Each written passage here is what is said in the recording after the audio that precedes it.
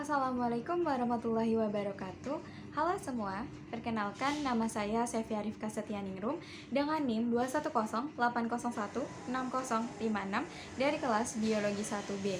Pada video ini, saya akan menjelaskan mengenai ayat-ayat Al-Quran beserta terjemahnya, beserta tafsirnya dan nilai-nilai yang terkandung terkait fenomena pendidikan, fenomena ilmu biologi, fenomena ilmu kimia, fenomena ilmu fisika, fenomena ilmu matematika, dan fenomena ilmu teknologi informasi. Berikut penjelasannya. Pertama, saya akan membahas mengenai ayat Al-Quran terkait fenomena pendidikan. Di sini saya akan mengutip ayat Al-Quran, yaitu Quran Surat Al-Alaq ayat 1-5 yang berbunyi, A'udzubillahi minasyaitonirrajim. Bismillahirrahmanirrahim. Iqra bismi rabbikal ladzi khalaq. Khalaqal insana min 'alaq. Iqra wa rabbukal akram. Alladzi 'allamal bil qalam. 'Allamal insana ma lam ya'lam. Dengan terjemahan, bacalah dengan menyebut nama Tuhanmu yang menciptakan. Dia telah menciptakan manusia dari segumpal darah. Bacalah, dan Tuhanmu lah yang maha mulia, yang mengajar manusia dengan pena. Dia mengajarkan manusia apa yang tidak diketahuinya. Jadi, dari surat Al-Alaq ayat 1-5 dapat kita temui maknanya bahwasannya Al-Alaq ini bermakna mengenai pendidikan, di mana salah satunya itu disebutkan bacalah, di mana membaca itu merupakan keterampilan dasar pada pendidikan. Adapun tafsir dari surat Al-Alaq ayat 1-5 ini, di sini saya akan mengutip tafsir Al-Misbah yang ditafsirkan oleh Bapak Quraisy Shihab, di mana dalam tafsir Al-Misbah disebutkan bahwa surat Al-Alaq ayat 1-5 ini mempunyai 3 nilai-nilai pendidikan. Yang pertama itu ada nilai-nilai pendidikan keterampilan, nilai-nilai pendidikan ketuhanan, kemudian yang terakhir itu ada nilai-nilai pendidikan akal atau intelektual. Nilai-nilai pendidikan keterampilan yang disebutkan dalam surat Al-Alaq ayat 1-5 ini terdapat 3, yaitu ada membaca, menulis, kemudian biologi.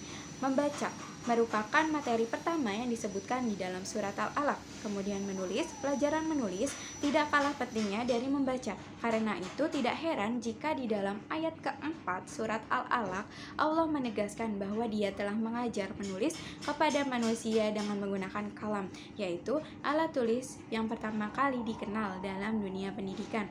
Kemudian biologi. Surat Al-Alaq tidak berbicara secara eksplisit tentang pendidikan biologis, tetapi memberikan isyarat terhadap kondisi awal pertumbuhan manusia secara biologis yang disebut Al-Alaq supaya mereka tergugah untuk mempelajari lebih lanjut. Kemudian ada nilai-nilai pendidikan ketuhanan.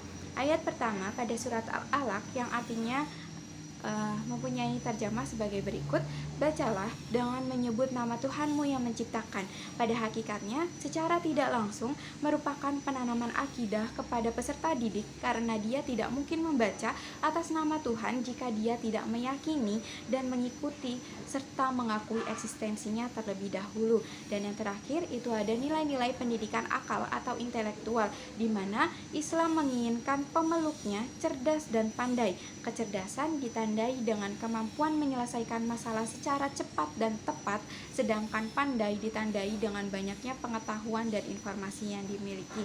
Itulah tafsir surat Al-Alaq ayat 1-5 menurut tafsir Al-Misbah. Adapun nilai-nilai yang terkandung dalam surat Al-Alaq ayat 1-5 ini, yaitu terdapat nilai-nilai pendidikan, nilai-nilai ketauhidan, kemudian nilai-nilai kebesaran Allah Subhanahu wa ta'ala. Karena Allah mengajarkan kepada seluruh makhluknya apa yang belum ia ketahui. Kemudian mengandung nilai-nilai bahwa Allah itu maha mengetahui segala sesuatunya.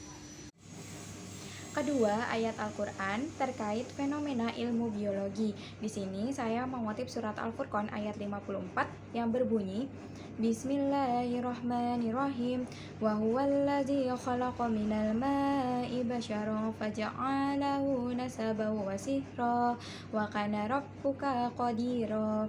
Dengan terjemahan, dan dia pula yang menciptakan manusia dari air lalu dia jadikan manusia itu mempunyai keturunan dan musyawarah, dan Tuhanmu adalah Maha Kuasa. Dapat kita temukan maknanya dari surat Al-Furqan ayat 54 ini, bahwasannya Allah menciptakan manusia itu dari air, dan Allah mentakdirkan manusia itu mempunyai keturunan, dan Allah merupakan Tuhan yang Maha Kuasa. Adapun tafsir surat Al-Furqan ayat 54. Di sini saya mengutip tafsir Al-Jalalain yang ditulis oleh Jalaluddin Al-Mahali dan Jalaluddin As-Suyuti, di mana air yang disebutkan di dalam surat Al-Furqan ayat 54 tersebut dalam tafsir Jalalain diartikan sebagai sperma. Sperma seorang laki-laki yang dikeluarkan akan membuahi sel telur, kemudian menjadi zigot, dan zigot berubah bentuk melalui beberapa tahap, kemudian menjadi seorang manusia. Inilah proses evolusi manusia yang dimaksud dalam Al-Quran. Lalu mengapa Allah mengisyaratkan sperma ke dalam ayatnya sebagai air? Menurut ilmu pengetahuan alam, air merupakan sumber dari kehidupan, karena air terbentuk dari unsur H+ dan O2, yang mana kedua unsur tersebut sangat penting dalam kehidupan makhluk hidup. Di samping itu pula, air mengandung zat-zat yang terlarut di dalamnya sebagai nutrisi yang dapat digunakan manusia untuk membentuk hormon, yang nantinya hormon tersebut dapat digunakan untuk menghasilkan sperma. Itulah tafsir dari surat Al-Furqan ayat 54 menurut tafsir Al-Jalalain. Nilai-nilai yang terkandung dalam surat Al-Furqan ayat 54 adanya informasi atau ilmu pengetahuan biologi mengenai fertilisasi, di mana fertilisasi sendiri mempunyai pengertian proses pembuahan di mana terjadi peleburan inti sel gamet laki-laki atau sperma dengan inti sel gamet perempuan atau ovum menghasilkan sel baru yang disebut zigot, dan nantinya zigot ini akan berkembang berubah menjadi embrio, dan embrio ini mengalami beberapa tahap dan berkembang kemudian menghasilkan manusia. Ketiga, ayat Al-Quran terkait fenomena ilmu kimia. Di sini saya mengutip surat Al-Hadid ayat 25 yang berbunyi Bismillahirrahmanirrahim. Laqad arsalna rusulana bil bayyinati wa anzalna ma'ahumul kitaba wal mizana liyaquman nasu bil qis wa anzalnal hadida fihi ba'syun syadidun wa manafi'u linnasi waliya'lamallahu man yansuruhu wa rasulahu bil ghaib innallaha qawiyyun aziz. Dengan terjemahan, sungguh kami telah mengutus rasul-rasul kami dengan bukti-bukti yang nyata, dan kami turunkan bersama mereka kitab dan neraca keadilan agar manusia dapat berlaku adil, dan kami menciptakan besi yang mempunyai kekuatan hebat dan banyak manfaat bagi manusia, dan agar Allah mengetahui siapa yang menolong agamanya dan rasul-rasulnya walaupun Allah tidak dilihatnya. Sesungguhnya Allah Maha Kuat, Maha Perkasa. Di dalam surat Al-Hadid ayat 25 disebutkan bahwa Allah menciptakan besi yang bermanfaat bagi manusia, di mana yang kita ketahui besi merupakan salah satu logam yang kuat dan keras yang mempunyai segudang manfaat serta kegunaan. Dalam kimia terdapat tabel susunan unsur berkala. Besi termasuk golongan 8B dengan berat atom 55,85 gram per mol, nomor atom 26 dengan berat jenis 7,86 gram per cm kubik, dan umumnya mempunyai valensi 2 dan 3. Besi dapat dijadikan sebagai alat senjata seperti pedang, golok, dan yang lain. Bahkan besi juga dapat dijadikan sebagai bahan untuk membuat alat berat. Adapun tafsir surat Al-Hadid ayat 25, di sini saya mengutip tafsir Al-Misbah yang ditulis oleh Bapak Quraisy Shihab. Beliau mengemukakan bahwa besi merupakan sebuah unsur yang memiliki kekuatan yang dapat membahayakan dan dapat pula merugikan manusia. Bukti konkret yang paling mencolok adalah melalui lempeng besi. Struktur lempeng besi sendiri memiliki lapisan dan tingkatan bermacam-macam dalam menghadapi panas, tarikan, karat, dan tentunya lentur, sehingga mudah dibentuk menjadi apapun dan dapat menampung daya magnet. Oleh karena itu, besi merupakan material yang cocok digunakan sebagai bahan material alat perang dan bahan baku pembuatan industri alat berat. Tidak hanya untuk manusia, besi juga bermanfaat untuk makhluk hidup lainnya. Misalnya, unsur besi dapat membantu dalam proses pembentukan klorofil pada daun yang digunakan dalam proses fotosintesis. Nantinya, dari proses fotosintesis tersebut, tumbuhan akan menghasilkan oksigen dan protoplasma. Dari situlah zat besi dapat bermanfaat bagi tumbuhan. Itulah tafsir surat Al-Hadid ayat 25 menurut tafsir Al-Misbah. Nilai-nilai yang terkandung dalam surat Al-Hadid ayat 25 yaitu terdapat nilai-nilai kebesaran Allah, keperkasaan Allah, kekuatan Allah, dan di dalamnya juga terdapat nilai-nilai ilmu pengetahuan mengenai ilmu kimia, yang dimana Allah itu menciptakan besi. Dalam ilmu kimia, besi merupakan salah satu unsur logam. Keempat, ayat Al-Quran terkait fenomena ilmu fisika. Di sini saya mengutip surat Al-A'raf ayat 54 yang berbunyi, Bismillahirrahmanirrahim. Inna rabbakumullahu allazi khalaqas samawati wal arza fi sittati ayyamin thumma stawa 'alal arsy yughshil lailan nahara yatlubuhu hasisan wasyamsa wal qamara wan nujuma musakhkharatin bi amrih ala lahul khalqu wal amru tabarakallahu rabbul alamin. Dengan terjemahan, sungguh Tuhanmu adalah Allah yang menciptakan langit dan bumi dalam 6 masa, lalu Dia bersemayam di atas ars. Dia menutupkan malam kepada siang yang mengikutinya dengan cepat. Dia ciptakan matahari, bulan, dan bintang-bintang tunduk kepada perintahnya. Ingatlah, segala penciptaan dan urusan menjadi haknya. Maha suci Allah, Tuhan seluruh alam. Dalam ilmu fisika terdapat relativitas. Ayat tersebut, surat Al-A'raf ayat 54 menguraikan mengenai relativitas, di mana relativitas sendiri merupakan esensi dari hukum eksistensi. Ada seorang ilmuwan yang bernama Al-Kindi. Beliau menegaskan bahwa seluruh fenomena fisik adalah relatif satu sama lain. Mereka tak independen dan tak juga absolut. Al-Kindi juga mencontohkan relativitas seperti seseorang yang melihat sebuah objek yang ukurannya lebih kecil atau lebih besar menurut pergerakan vertikal antara bumi dan langit. Adapun tafsir surat Al-A'raf ayat 54, di sini saya mengutip tafsir Al-Misbah yang ditulis oleh Bapak Quraisy Shihab. Tafsir Al-Misbah menjelaskan ayat ini bahwa Tuhan yang Rasul-Rasulnya menyeru kalian kepada kebenaran, percaya hari akhir, dan pembalasan yang akan terjadi saat itu adalah pencipta alam semesta ini. Dia menciptakan langit dan bumi melalui 6 keadaan yang menyerupai 6 hari di dunia. Lalu di situ Dia berkuasa secara penuh. Dia jadikan malam dengan kegelapannya menutupi siang. Malam selalu diikuti siang secara teratur dan silih berganti, seakan-akan yang satu mencari yang lain. Matahari, bulan, dan bintang juga Dia ciptakan. Semuanya tunduk kepada Allah, berjalan sesuai dengan aturannya. Penciptaan dan perintah yang ditaati hanyalah milik Dia semata. Maha suci dan maha tinggi keberkahan Sang Pencipta alam seisinya. Itulah tafsir surat Al-A'raf ayat 54 menurut tafsir Al-Misbah.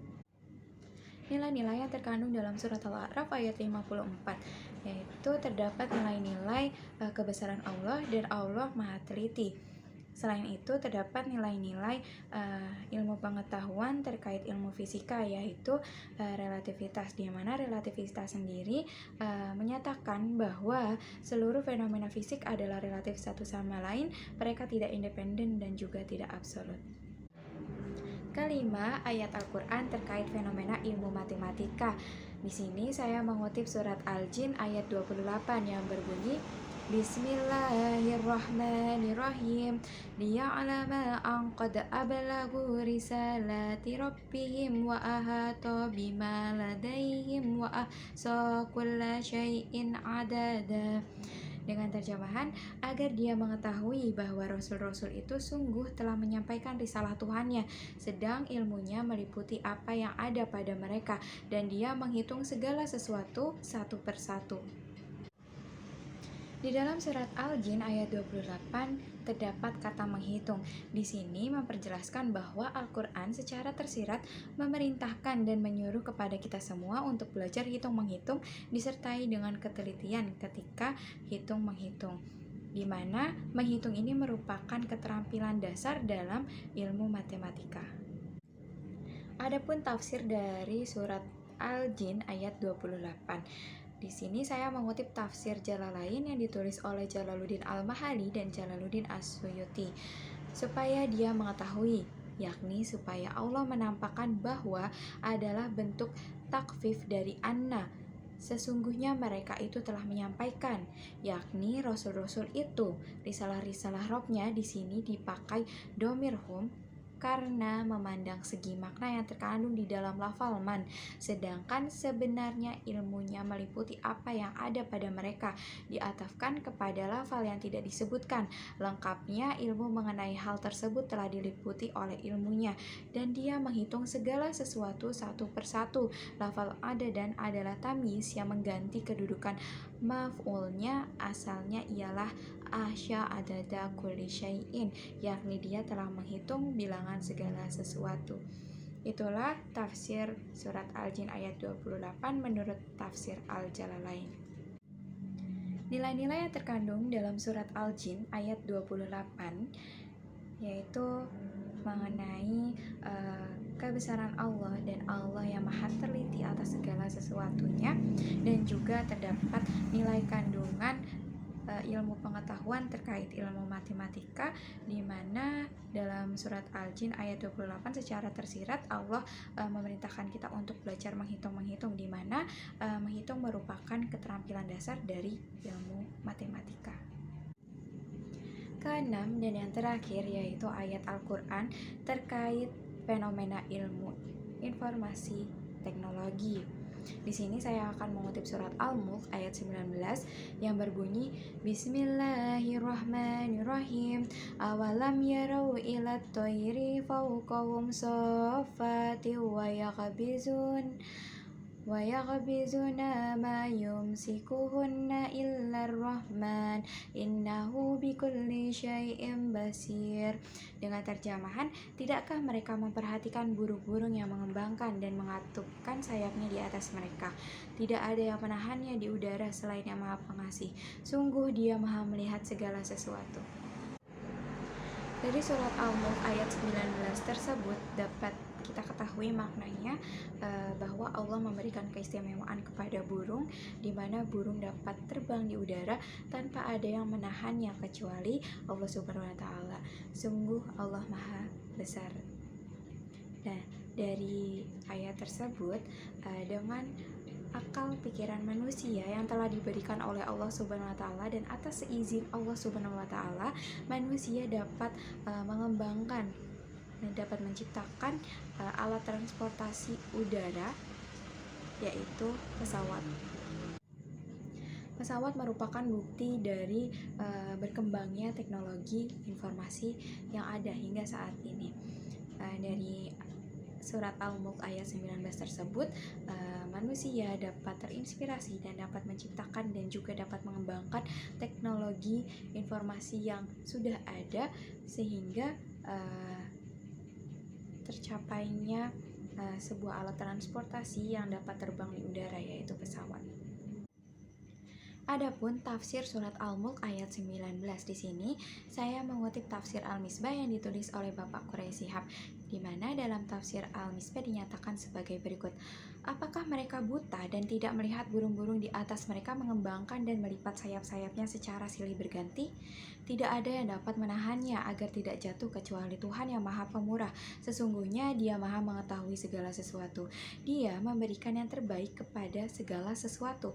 Al-Syaf yang terambil dari kata al-syafat dalam ayat ini berarti burung membentangkan kedua sayapnya dengan tanpa digerakkan. Terbangnya burung adalah suatu mukjizat yang baru diketahui setelah berkembang ilmu aeronautika dan teori aerodinamik. Tetapi yang mengundang kekaguman adalah apabila seekor burung dapat terbang di udara sampai hilang dari pandangan tanpa menggerakkan kedua sayapnya. Ilmu pengetahuan membuktikan bahwa burung-burung yang terbang tanpa menggerakkan kedua sayapnya itu sebenarnya terbang di atas aliran-aliran udara yang muncul, baik karena benturan udara dengan segala sesuatu yang menghalanginya atau karena tingginya tekanan udara panas. Hampir semua burung memiliki spesifikasi sebagai berikut: berat badan yang ringan, struktur tubuh yang kuat, tingginya kemampuan jantung, peredaran darah, dan alat pernafasan serta keseimbangan tubuh. Spesifikasi itu diberikan oleh Allah untuk menjaganya di udara ketika membentangkan dan melipat kedua sayapnya, kecuali burung-burung jenis besar yang berbeda dibanding lainnya, karena memiliki besar rongga dada yang sederhana, tetapi dengan lengkungan dan ikatannya di sayap yang kuat, dia bisa membentangkan sayapnya dalam waktu yang lama. Adapun burung-burung kecil yang mengandalkan kepakan dalam terbangnya, selalu menggerakkan sayapnya ke bawah dan ke depan agar terdorong dan terangkat ketika terbang, kemudian melipat sayapnya dan tetap terbang dengan kekuatan dorongan yang telah dihasilkannya. Demikianlah konstruksi anatomi berbagai jenis burung yang memungkinkannya terbang, menjaga keseimbangan dan mengatur arah tubuhnya ketika terbang. Itulah tafsir Al-Mulk ayat 19 menurut tafsir Al-Misbah. Nilai-nilai kandungan surat Al-Mulk ayat 19 yaitu mengenai kebesaran Allah Subhanahu wa taala. Selain itu, Allah Maha Pemurah, Maha Pengasih, dan Maha Penyayang terhadap seluruh makhluknya. Dan secara tersirat pula, surat Al-Mulk ayat 19 ini memberikan motivasi kepada umat manusia untuk mengembangkan teknologi yang bermanfaat bagi seluruh umat manusia. Yang kita ketahui, seiring perkembangan zaman, ilmu, teknologi, dan informasi pun semakin canggih. Pesawat merupakan salah satu bukti dari perkembangan teknologi dan informasi hingga saat ini. Mungkin itu saja materi yang dapat saya sampaikan. Mohon maaf bila ada kekurangan ataupun kekeliruan dari saya. Terima kasih. Wassalamualaikum warahmatullahi wabarakatuh.